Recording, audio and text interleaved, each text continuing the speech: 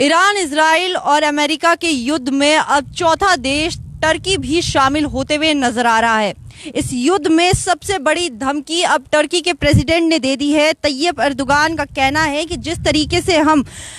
काराबक और लीबिया में घुसे थे, उसी तरीके से हम इजराइल में घुस के मिलिट्री एक्शन लेंगे। यानी मतलब साफ है,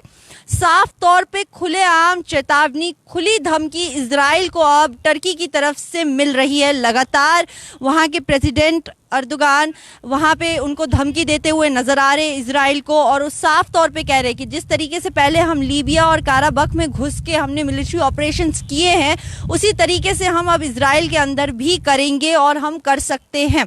उनका साफ तौर पे कहना है कि इजराइल बहुत ज़्यादा मासूम लोगों के ऊपर जुल्म कर रहा है। उसने पहले ही फिलिस्तीन में मासूम बच्चों, औरतों और सिविलियंस को मारा है, और अब उसके बाद वो लेबनान में वो हरकतें कर रहा है। इसी के साथ साथ उन्होंने ये भी मेंशन किया कि जिस तरीके से इजराइल में एक रूल पास हुआ जिसके तहत जितने भी फिलिस्तीनी कैदी है उनको सजाए मौत सुनाई गई, उनका कहना था कि सजाए मौत की जो सज़ा है वो सिर्फ फिलिस्तीनी कैदियों को सुनाई गई और किसी को नहीं। यानी एक तरीके से वो पूरी इंसानियत को ख़त्म करना चाहते हैं, वो मासूम लोगों की जान ले रहे हैं, वो खूनी है, ये कहना था टर्की के प्रेसिडेंट का। और वो साफ तौर पे इजराइल पे लगातार धमकियां देते नज़र आ रहे हैं, साफ तौर पे उन पे निशाना खींचते हुए नज़र आ रहे हैं। और इसके अलावा भी टर्की की अगर हम बात करें तो वहाँ के कोर्ट ने FIR कंप्लेन फाइल की है इजराइल के प्राइम मिनिस्टर नेतन्याहू और 35 ऑफिशियल्स के खिलाफ, क्योंकि उनके मुताबिक वो लोग मासूम लोगों की जान ले रहे हैं और उनके ऊपर मासूम लोगों के खून के धब्बे लग चुके हैं। ये कहना है वहाँ के प्रेसिडेंट एर्दोगान का। तो यहाँ पे साफ तौर पे देखा जा रहा है कि जिस तरीके से अमेरिका, इजराइल और ईरान में ये जंग चल रही थी और इस जंग को अकेले ईरान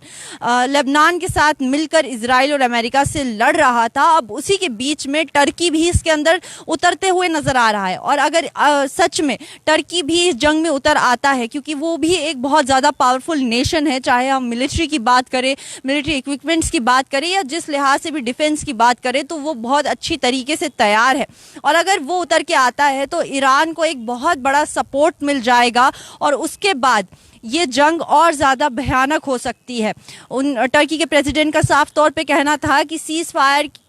फायर के ऐलान के बाद भी उन्होंने, इजराइल ने लेबनान के ऊपर अटैक किया, 12 लाख लोगों को बेघर किया, मासूम लोगों की, मासूम बच्चों की जानें ली। और वो ये जो सिलसिला है मासूम बच्चों की, औरतों की और लोगों की जान लेने का, ये लगातार इजराइल करता आ रहा है, चाहे वो फिलिस्तीन में हो, ईरान में हो या अब लेबनान की बात कर ले, तो उसको ख़त्म करना बहुत ज़्यादा ज़रूरी है। उनका कहना था कि वो, उनको अपनी कुर्सी का, अपने पावर का नशा हो चुका है और उसमें वो पागल हो चुके हैं, जिसके ऊपर ईरान भी,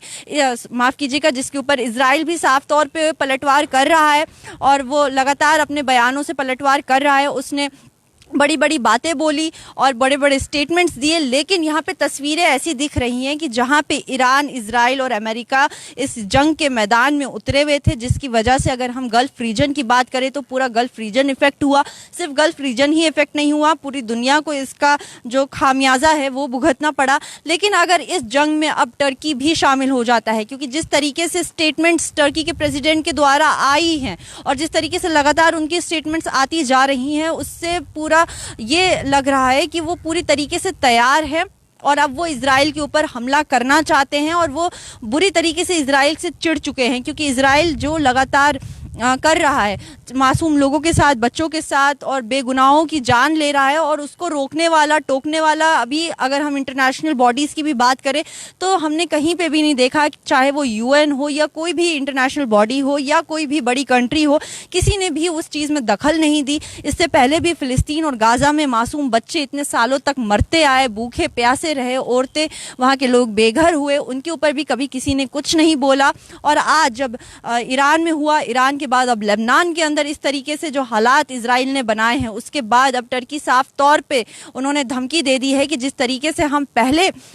इन बाकी देशों में घुस के हमने हमला किया था, उसी तरीके से हम तुम्हारे देश में भी घुस के तुम्हारे ऊपर मिलिट्री ऑपरेशन कर सकते हैं। वहीं पे इजराइल भी लगातार पलटवार कर रहा है। इजराइल टर्की को कह रहा है कि पहले अपने गिरबान में झांक के देखो, तुमने भी साइप्रस जैसी देशों में, साइप्रस जैसी जगहों में कब्जा किया है, वहां पे तुम भी घुसे हो, तुमने भी मिलिट्री ऑपरेशन किया है, तो जब तुम्हारे खुद के ही गिरबान पे दाग लगे हैं तब तुम कौन होते हो हमें कहने वाले। तो लगातार यहाँ पे सिर्फ ये नहीं देखा जा रहा है कि सिर्फ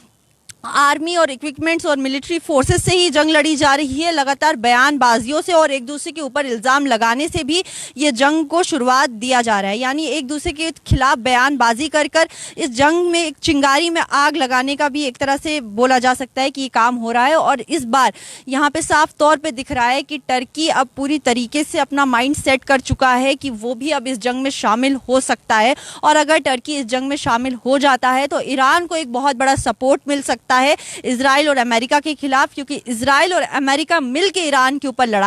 जंग कर रहे थे, हमले कर रहे थे, और ईरान ने अकेले अपने से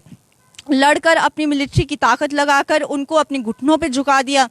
उनको सीज फायर तक के लिए मजबूर कर दिया कि वो उसके लिए पाकिस्तान जाके डिस्कशन करे। हालांकि पाकिस्तान में जो हुई सीज फायर के ऊपर बातचीत है वो पूरी तरीके से खारिज हो गई, उसका कोई भी मतलब नहीं निकला, पूरी तरीके से वो बातचीत का कोई भी कंक्लूजन ही नहीं निकला, वो एंड तक ही नहीं पहुंची। लेकिन एक तरह से देखा जाए तो ईरान ने अपनी पूरी ताकत लगाई और उसके बाद अमेरिका और इजराइल को अपने सामने झुकाया ताकि वो पाकिस्तान तक तो ज़रूर पहुंचे, सीज फायर तक, चाहे उसके ऊपर कोई फैसला आया हो या ना हो। लेकिन ईरान के दिए गए 10 पॉइंट के सीज फायर एग्रीमेंट के ऊपर बातचीत करने अमेरिका से लोग पाकिस्तान ज़रूर आए थे और उसके ऊपर बातचीत 21 घंटे तक चली थी। हालांकि उस 21 घंटे की बातचीत का कोई भी कंक्लूजन नहीं निकला, कोई भी फैसला नहीं निकला। अब देखने वाली बात यह है कि जिस तरीके से टर्की अब इस जंग में शामिल होते हुए नजर आ रहा है, इस तस्वीर में अब एक और नया एंगल दिखाई दे रहा है, जहां पे पहले एक तरफ ईरान, अमेरिका, इजराइल, सारे पावरफुल नेशन एक दूसरे से लड़ रहे हैं, वहीं पे अब Turkey one of the powerful nation में से वो भी आता है, उसके पास भी आर्म्स एंड इक्विपमेंट्स है, उसके पास भी डिफेंस और मिलिट्री बहुत ताकतवर है, पैसे हैं, हर चीज़ है, एक पावरफुल नेशन है वो। तो अगर ये सारी बड़ी कंट्रीज आपस में एक दूसरे से एक जंग के मैदान में आमने सामने होती हैं तो पूरी दुनिया को किस किस्म की तस्वीरें देखनी पड़ेंगी और कैसे हालात हो जाएंगे, चाहे वो इकोनॉमिकली हो, चाहे वो ग्लोबल लेवल पे, किसी भी तरह से अगर हम देखें तो हालात बहुत ज़्यादा आने वाले दिनों में बिगड़ सकते हैं और ये वर्ल्ड वॉर 3 की शुरुआत भी हो सकती है। आपकी इस बारे में क्या राय है? आपको क्या लगता है कि टर्की जिस तरीके से अब इस जंग में घुसते हुए नजर आ रहा है, तो क्या सच में वो इजराइल के खिलाफ कोई बहुत बड़ा मिलिट्री ऑपरेशन कर सकता है? और अगर टर्की ईरान के साथ मिलकर इजराइल और अमेरिका के खिलाफ कोई बड़ा हमला करता है तो उसका जो अंजाम है वो किस तरीके से पूरे ग्लोबल लेवल पे पड़ने वाला है? फिलहाल के लिए हमें दीजिए इजाजत। बाकी देश और दुनिया की तमाम खबर देखने के लिए बने रहिए न्यूज़ इनसाइडर 24/7 के साथ।